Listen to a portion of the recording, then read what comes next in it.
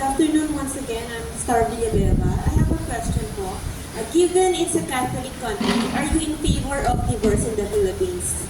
Oo naman, sinabi ko na yun eh. Kasi, kung talagang hindi na nagkakasundo, araw-araw ay nag-aaway, nagmumurahan, tapos yung mga anak nyo nanonood, bakit pa hindi kayo mag-iwala?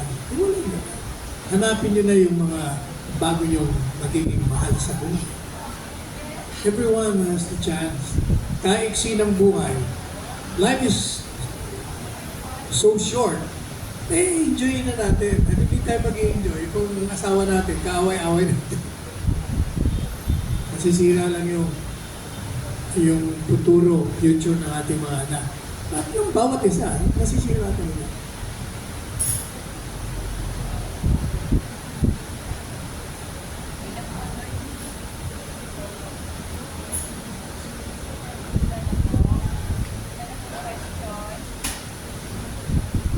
Kumusta mo kay Cheryl, ha?